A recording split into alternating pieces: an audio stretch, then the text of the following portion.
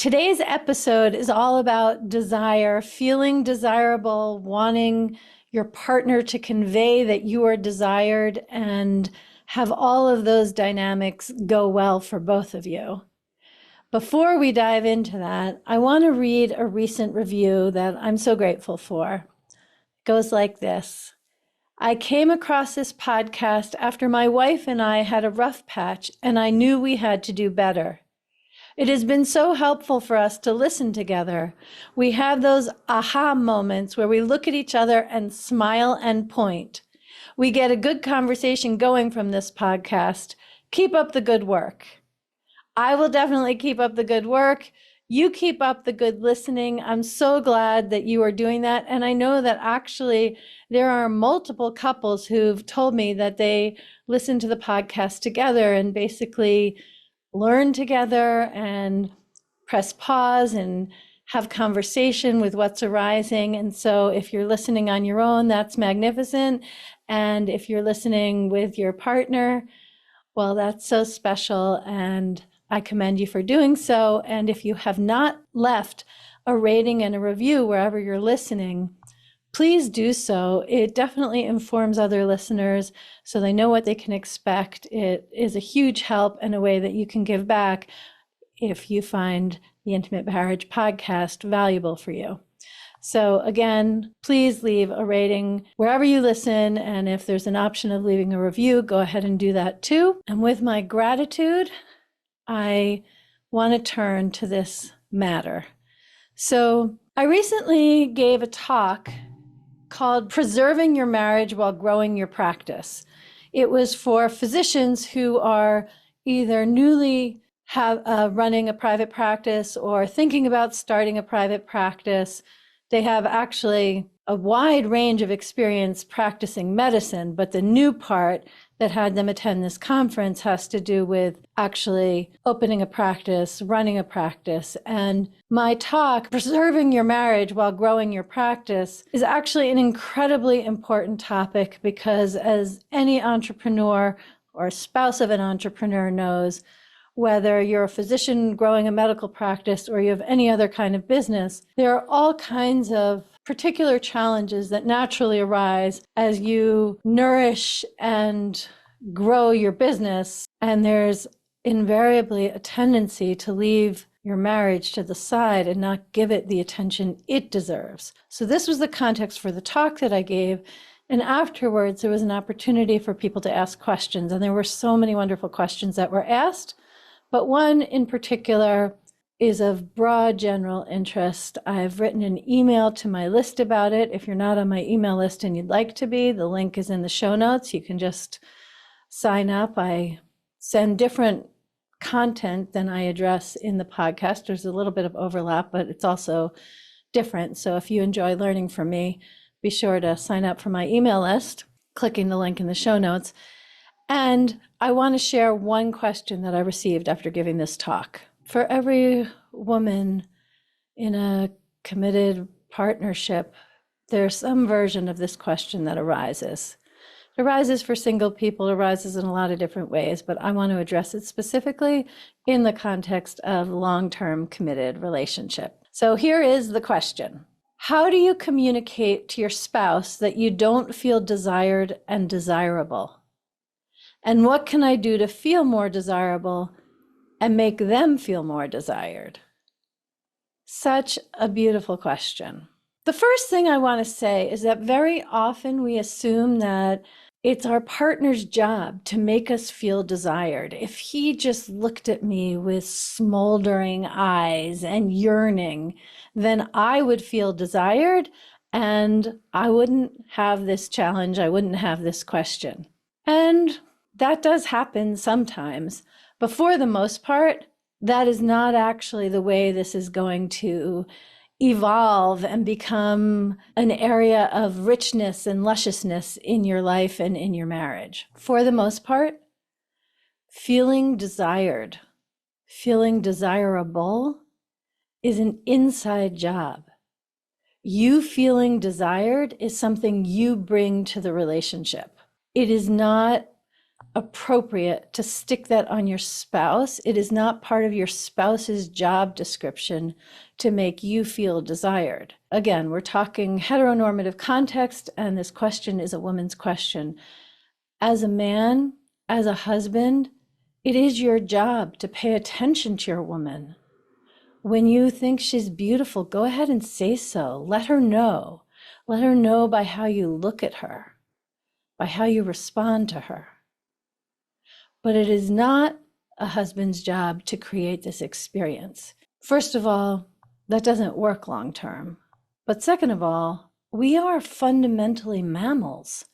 And no matter how smart and sophisticated we are with our prefrontal cortexes, when it comes to chemistry, attraction, desire, and wanting more with one another, we are mammals, and our physiology reflects that. And what happens with mammals?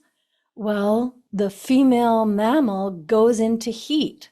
I have to say that I do not know zoology inside out. My husband is really an expert in this, and I probably should have asked him first. So I don't know if this is true of 100% of mammals or not, but it certainly is many. Dogs, cats, horses. The female goes into heat and the male responds.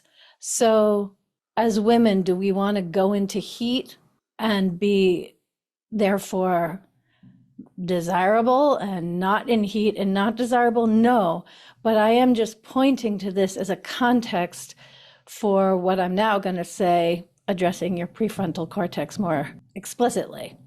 How we feel about ourselves, our relationship to ourselves, my relationship to my body, to my personality, to my thoughts and feelings.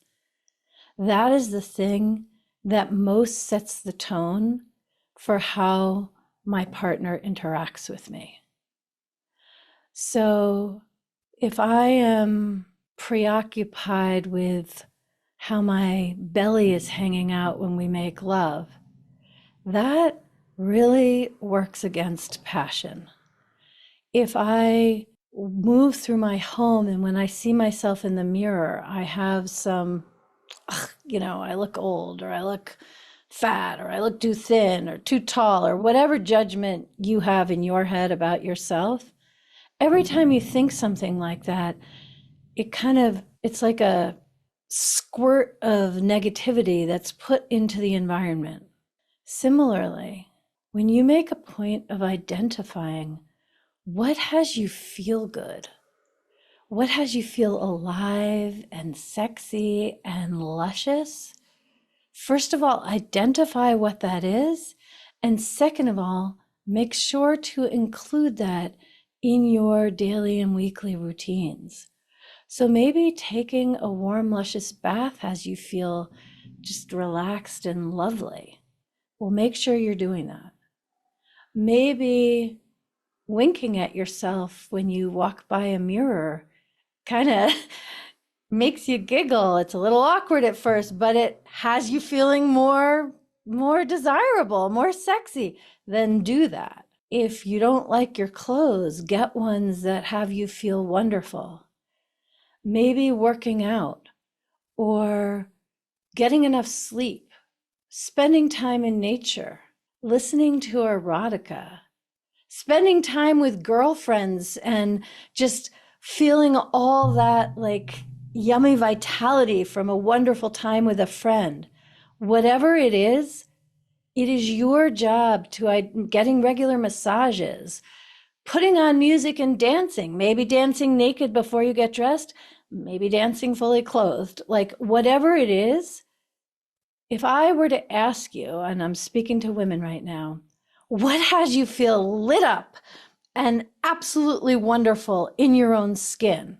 If you don't know the answer to that question, that is the first place to put your attention when answering this question about how to feel more desirable and more desired. And if you don't know what lights you up and has you feel alive and sexy and desirable, comfortable in your own skin, open for whatever wonderful experience you might have with a little spontaneity and just the right amount of comfort too? If you don't know the answer to that, it is certainly not fair to expect your spouse to know the answer and create those experiences for you. So the first significant step to feeling desirable is knowing what has you feel that way. And the second is making a point of creating those experiences for yourself, and from there, interacting with your spouse. Now, what is the most likely is that when you do that, you take responsibility for feeling lit up in the way that I'm talking about, desirable, full of joy and vitality, and it feels good in your presence. Even if you don't say anything, it just feels good to be around you.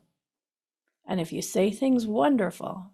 If your spouse doesn't notice that, which is going to be unlikely, it is much more likely that when you are yummy, feeling yummy from the inside out, your spouse will respond accordingly. But if that response doesn't happen, well, then you can have a conversation, maintaining your good vibe, and say, how do you feel? And well, there are conversations to be had to see what would have your spouse feel good too. Not because you're going to provide that. That's on him to provide that. If he needs to exercise more or get more sleep or do whatever it is to feel more self-esteem, or maybe the two of you need to do some coaching with me or take some online course or read a book to learn to be a better lover. Like, there's so many options. But the first thing is that you know what feels wonderful, you know what you want, and you connect with those vibes in yourself and let them permeate the environment you're in. Let me just say that you might be listening and think, well, if I just lost 15 pounds, if I just made more money, if I just had more vacation, all those things are great. And that is not what I am talking about. What I am talking about is a way that you can feel in the circumstances you're in, as long as you haven't just lost someone dear to you, you haven't just, I don't know, been fired from your job. Even that, quite frankly, you could, but that would be pushing it for most people. The point is, if there isn't some specific thing that is more recent that has gotten in your way, you don't need change of an external circumstance to make the shift that I'm talking about in how you feel. So if this has piqued your interest, but you're not really sure how to identify what lights you up, you're not sure how to identify what you desire to experience, then I want to invite you to enroll in my course. It's called Desires, Awaken the Woman Within. It is only $11. That's right, $11. You can enroll, the link will be in the show notes, but you can enroll at alexandrastockwell.com/desires. Make sure it's plural, desires.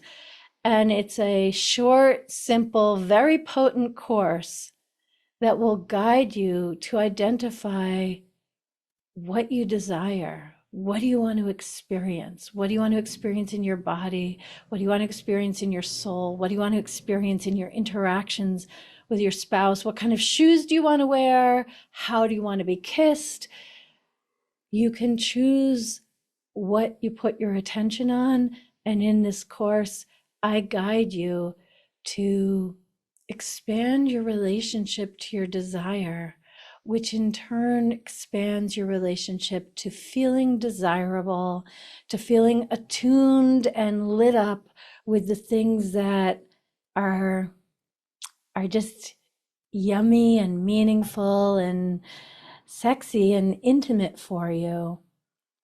And when you know that and you move towards those things, you upgrade the vibe around you, and you will find people opening doors for you, asking your opinion more, listening when you give it, and you will find your spouse, your dear husband, just responding to you in ways that maybe you haven't felt in a while because you haven't felt lit up in a while.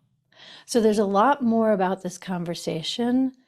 And if you're a husband listening, this does not get you off the hook. Let me just say, if your woman does not feel desirable or desired by you, and that is something that you want to contribute to her, just make a point of noticing something about her every day. I like how your hair looks today. I love the way your skirt swishes when you walk. I love the way you say good morning in the morning. It can be things she does and qualities that are who she is.